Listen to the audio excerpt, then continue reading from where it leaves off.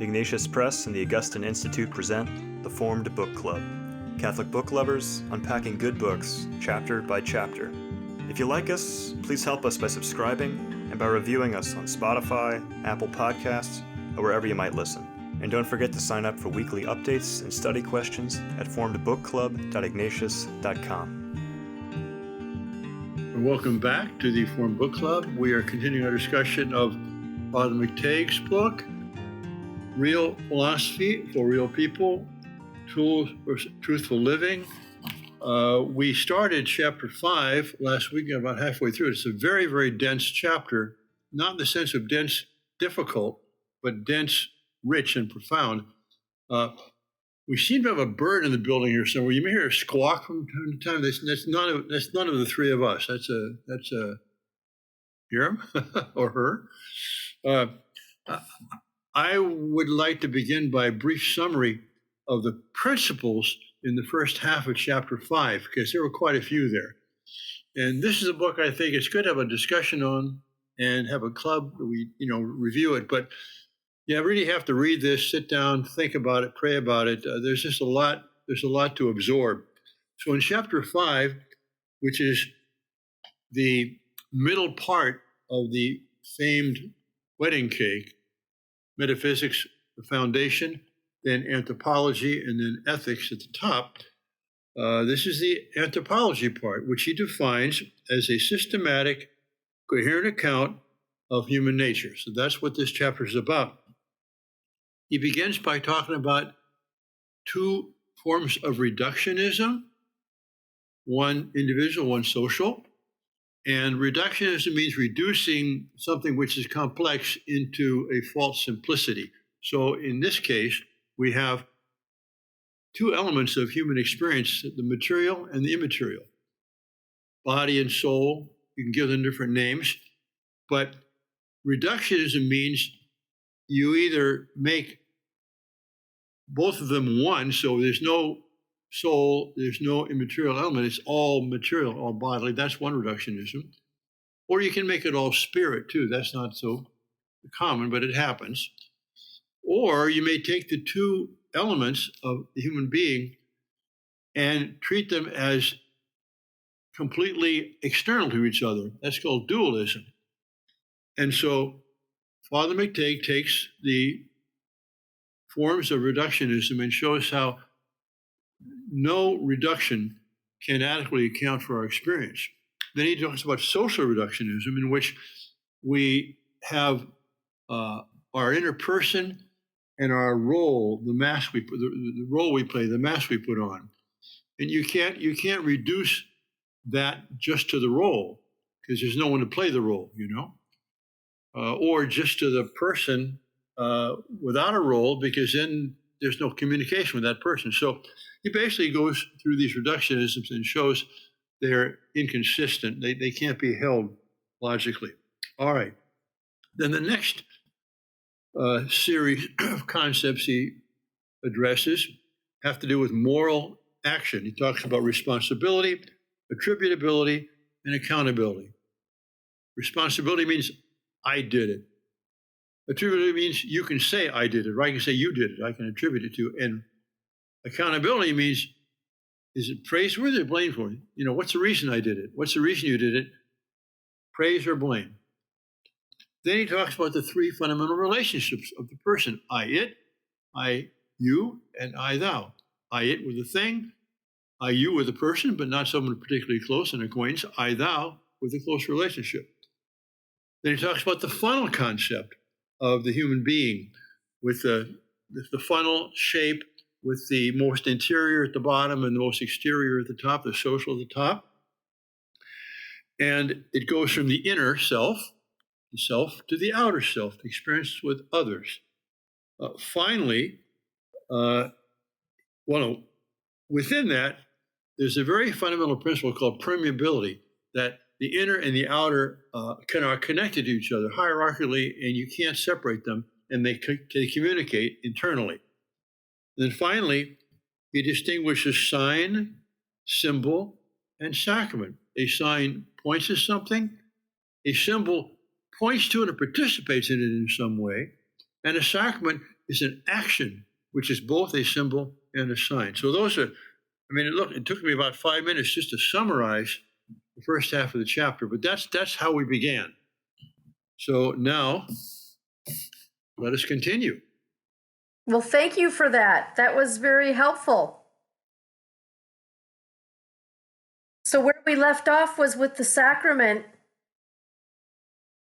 Yes, and applying that to the human person. He says on page 176, 4 lines down, my contention is that the human body is the sacramental symbol of the human person. I think we quoted that last week. Mm-hmm. But let us move forward. And we'll keep going. And sacramental action allows the invisible, the private dimension of the person to become visible, publicly available through the physical.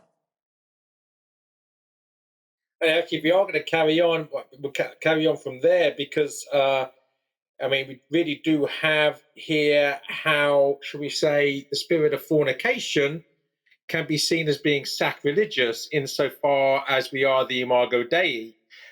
So in a sexual encounter, the nakedness of the human body is a sacramentally symbolic revelation of the private person. The unveiling of the body is anthropologically significant. And so he carries on. So we begin to see that the whole idea of treating our bodies in the way that our present culture does is something almost sacrilegious because of who we are and what the sexual encounter is sacramentally. And you can see how, even though this is not yet the chapter on moral choices, the foundation he's laying here in anthropology is clearly pointing towards some moral choices and giving them their foundation.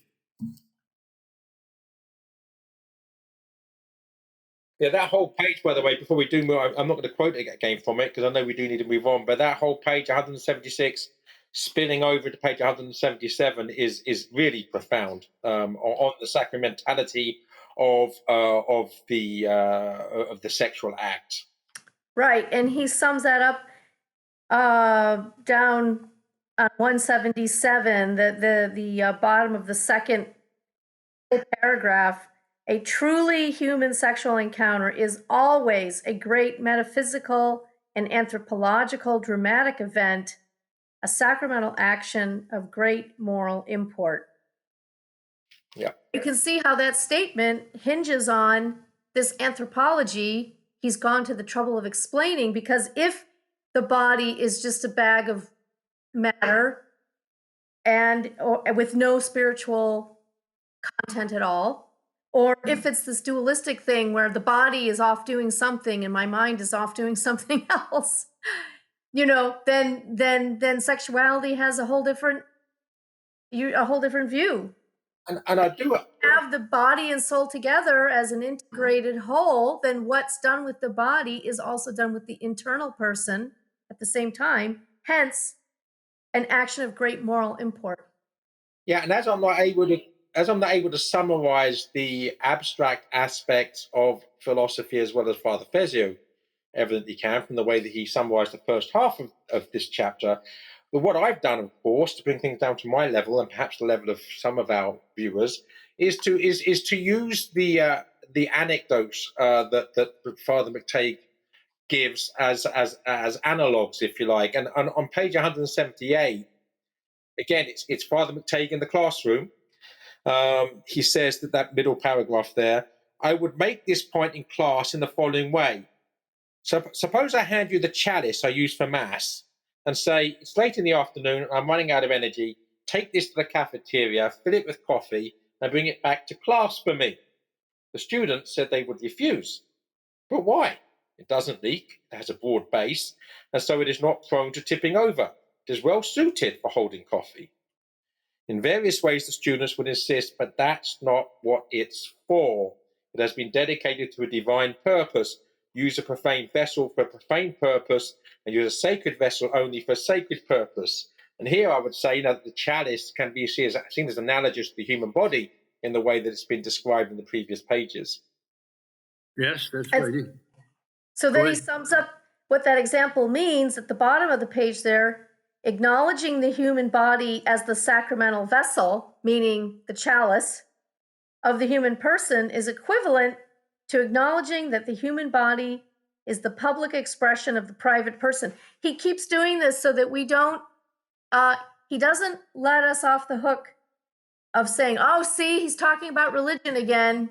He always manages to bring it back to this grounding in a metaphysics that's not sectarian, not religious in that sense. Yes, it's theistic. His metaphysics is theistic, but it has a wide berth for lots of different religious experience, or even no religious experience, really. Yes. The public expression of the private person. Jumping to page 180, the middle of the page, he says, while reflecting on the nature of sacramental symbolism, we also have to reflect on the nature of sacramental action. My point here is to show that just as the nature of the sacramental symbol or its communication is not the result of human decision alone, so too sacramental action has an integrity that is not determined by human will alone, not to be violated by human will. And then for Joseph, he says, permit me to tell a story to illustrate a point. But even the point that you mentioned, Joseph, about the chalice for a cup of coffee, illustrates this point. It's not, we don't determine by an act of our will what the proper purpose is of the chalice.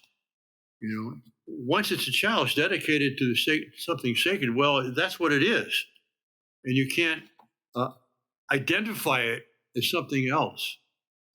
Right. I'm reminded of a phrase from Hamlet where I think Hamlet says to his mother, reason panders will, which is something which is very bad.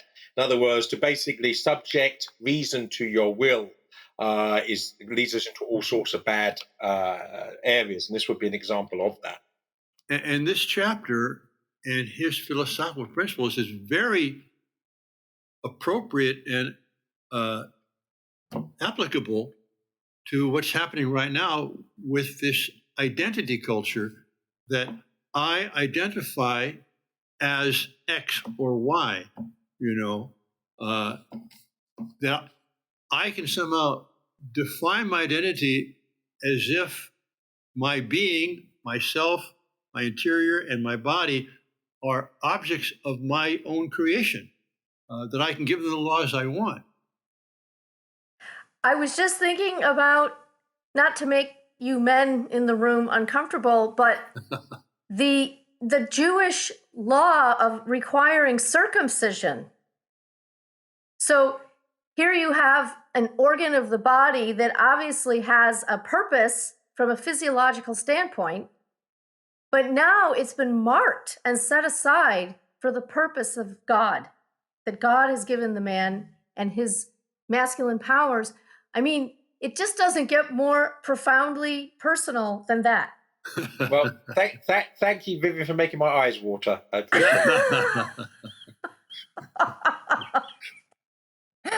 But that's pretty, you got to admit, that's pretty, yeah, just so there's no possibility of deluding yourself, that you can decide for yourself what these things are, what they're for. No, there's an author who's made the body, and he's the one who has the authority. And that's what Father McTeigue says on page 182, that authority is derived from the author of the moral law, which the author gives in order to build up the human community. We're not the author. If I were a young Jewish boy, I think I would temporarily identify as a woman. At the age of 13, yeah, till it's all over. On that same page, Vivian, about a third of the way down, he says, just as the elements of sacramental ritual and the proper use of sacramental symbols are set by the proper authority and not by the whim or will of the sacramental agent, so too, here's his analogy now, human nature and the consequent moral law are set by the author of human nature and not by the whim or will of any moral agent. And if people don't accept that, then they have to spend more time on this chapter and see why he can make that statement and what he has done to verify or prove or demonstrate the truth of that statement. Because once you accept that, then you're in the realm of natural law. You're in the realm, Yes. the realm of ends, the realm of purposes. Yep. Well, then of course, he has a long, covering 3 pages, quote from our friend Thomas Howard. And you can see how what Father McTeigue has been developing philosophically is another way of saying what Thomas Howard developed more literarily, but still philosophically. The whole idea of images being connected, and the body is image and not just itself. Well, at page 187, Father, just Father McTeige's 2-sentence conclusion as to what Thomas Howard was saying in that long quotation, when he says here, making use of the sacramental symbolism we have been developing here, Howard summarizes in a concise and vivid way that the perversion of human sexuality is anti-human, depersonalizing, and a sacrilege. So summing up basically what we were saying before this quote by Thomas Howard, which then buttresses what Father McTeige's been saying, and then Father McTeigue makes that conclusion. Right. And this is the same section of the book that Thomas Howard's book, Chance or the Dance, which we discussed together prior to discussing this book. And remember, we spent time quoting from this long quotation. So it's nice that people have a second chance at plumbing the depths of what Howard and Father McTeigue are actually both saying about the same thing in slightly different ways. Well, now, as the rector of the juniorate, where I did studies as a young Jesuit, often say, when he give us these exhortation, his dictis descenditur ad practica. That is, having said these things, let's get down to the concrete, okay? And on page 188, he does that as he treats 2, as he calls it, more highly controversial topics, namely contraception and homosexuality. And at the bottom of the page, 4 lines up, he says, contraceptive sex is an inadequate and dishonest attempt to symbolize what the sexual embrace by its very nature means, total self-donation and total acceptance of the other person. That's it's an ineluctable consequence of the principles that he's been espousing and trying to demonstrate. If you want to resist that conclusion, then you got to go back and show where his premises are wrong. Right. And of course, Pope John Paul II does the same thing in his theology of the body, which also dovetails nicely with what Father McTeigue is doing here. In fact, you could use these diagrams of his to explain Pope John Paul II. Well, truth is one, and there may be different ways of looking at it. And Balthasar will talk about Kreisen des Denken, that is circling thought. But we see people like Thomas Howard, John Paul II, Father McTeigue, they're looking at the same direction, but from a different angle, and it illuminates the fullness of the truth. But I love the fact when he does, that one sentence you just quoted is such a pithy and all-encompassing encapsulation of the issue of contraception and why actually it is not just a violation, but a negation of the fullness of sexual union. I think it's just, it does us all good, I think, to have concrete statements put as succinctly as that particular sentence. Then any other comments before I jump to the universal conjoint disjunct? No, except I'm looking forward to you explaining it to me. Well, he explains it quite well on page 193. I mean, basically, it means you got three things, and two of them are connected directly to each other, and the third is connected indirectly to those two. And he shows that in a triangle. You know, A is related to B, A is related to C, but B is related to C through A. Anyway, it's this. This is Is that what? If I look at these drawings, Father, yeah. the direction of the arrows, it seems to me that he's saying A is related to B and C, and B is related to A and C is related to A and B. Oh, that's right. You're right. What? You're right. From each different one, you got two that are directly related to one, but it goes around the triangle, and it's different two related to the one. Right. But the third one is what joins the two that are directly related. So right. That's why he uses the triangle as a symbol there.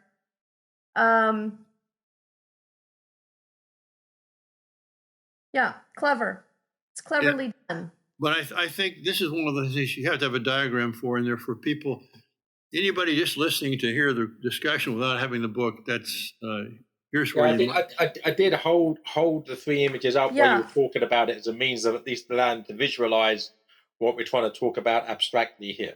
And what he's doing this for is to show that these three elements of the human person, that a person is sacramental, integral, and relational, that these things are all united to each other, right? That there's a union of these things that are all connected. And that you said relational on page 190. I'm just seeking clarity for myself here, quite frankly. On page 195, it's metaphysics is sacramental, anthropology is integral, and ethics is rational, not relational. Well, I think that's a typo. That's a typo. Really? It's supposed to be relational, yes. It's supposed to be relational because they're supposed to line up with those other three things. Okay, well that's good to know, and it's also good to spot the typo. So again, he's doing that thing where he gives you a term, and then he gives you another term to mean the same term, and then, does this kind of replacing of terms as he's building these ideas. Is it because I'm groping here and grasping in the dark, so to speak? But is metaphysics sacramental insofar as because it's metaphysical, you can only perceive it through sacrament? In other words, through some physical analog that points towards the metaphysical reality? Is that why metaphysics is sacramental, or am I missing something?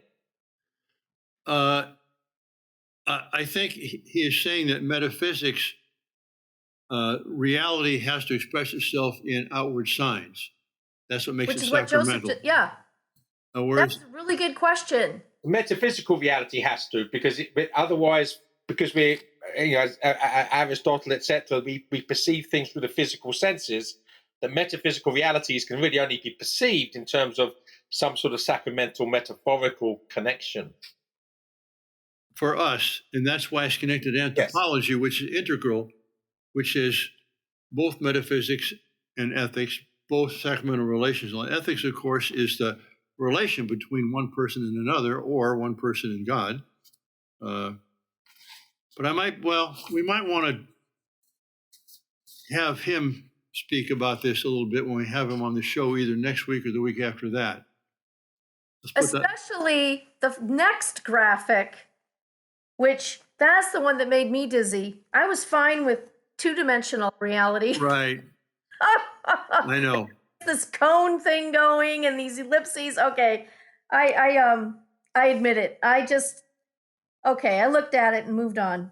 Yeah, well, I don't think you can't discuss it without a blackboard, Yeah. So let's leave that. Let's let him do that. He does end this chapter. He begins the next with what he calls the moral equation, which is RV squared goes to RD squared, goes to RM, goes to RE, to the UD power, so to speak.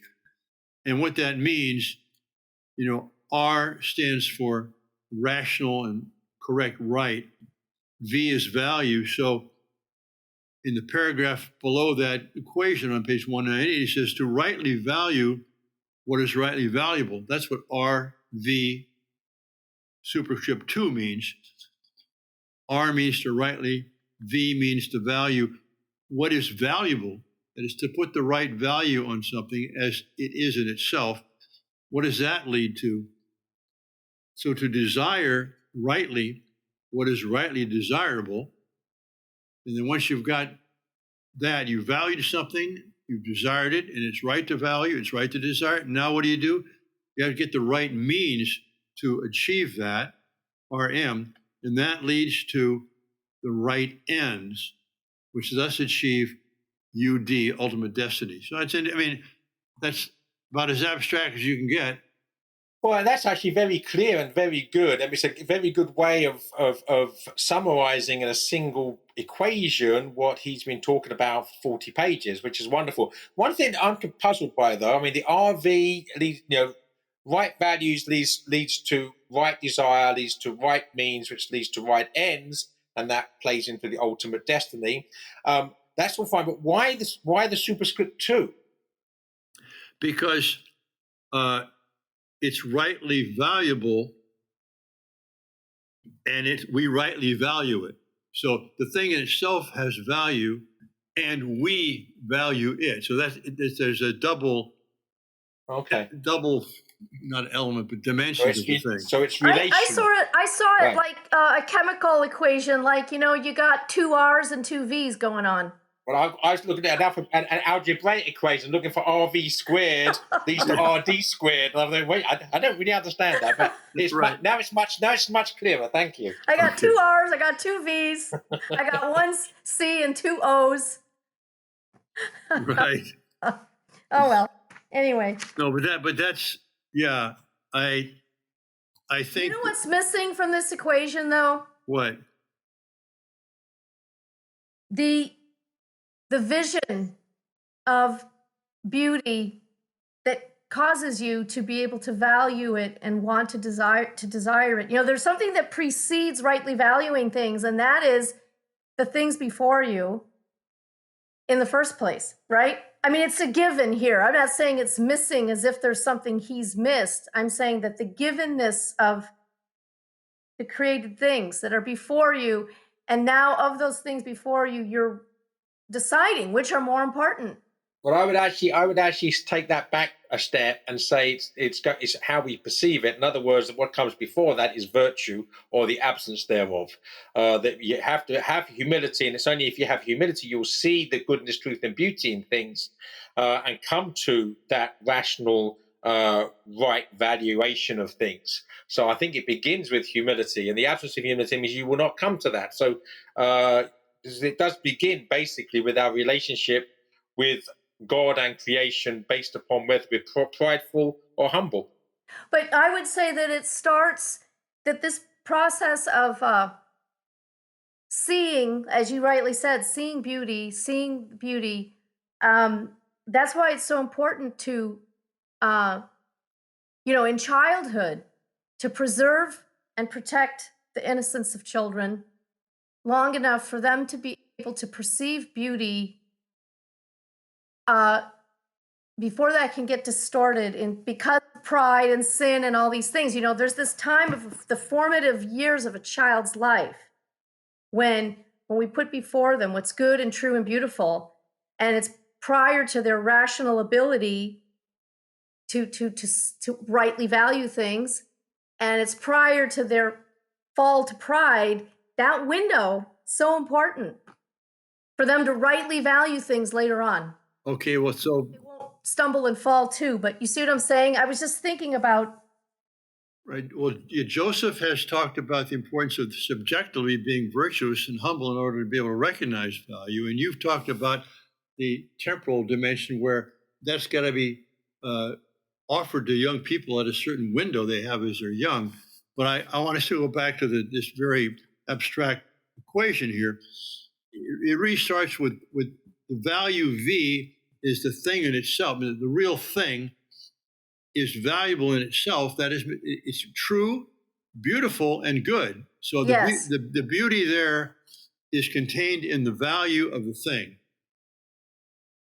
Then we approach that. It comes before we do. We approach that, and we want to be able to recognize true beauty, true goodness, and truth. And to do that, have to have humility, and childhood is having to learn that. But I think in the equation here, that what comes first in order to reality is the thing, the object, which is itself true, good, and beautiful. I agree with you, Father. But I would now say that's where that superscript 2 comes in. That the two are conjoined. That yes, there's an objective value in the thing perceived, but our relationship to it is going to be dependent upon our ability to perceive it, which is going to be connected to our humility or lack thereof. I agree. No, I'm agreeing with you. With you. And I'm agreeing with you. We're a triangle. Wow, we're a disjoint. We're a conjoint. We better quit while we're winning, Father. Yeah. Okay. Well, let's. It's been half an hour. We have. Well, that's good. There's one chapter to go, and it's an important chapter. But I think it will not be as difficult to go through after we've now gone through this chapter 4 and 5. They were really fundamental. But then, so next week we'll conclude this book, no matter what. Yes. Among ourselves. A week following, we'll bring Father McTeigue on, and after that, we will start with 8 popes. This is also a thoughtful book, but it won't be quite as much of a philosophical plunge as this book has been. Any final comments, final words? Our bird seems to have flown the coop. Thanks be to God. All right. God bless everyone. See you next week on the Formed Book Club. If you enjoyed this discussion, please help spread the word about the Formed Book Club by subscribing to the podcast and writing a review. You can sign up for weekly updates at formedbookclub.ignatius.com.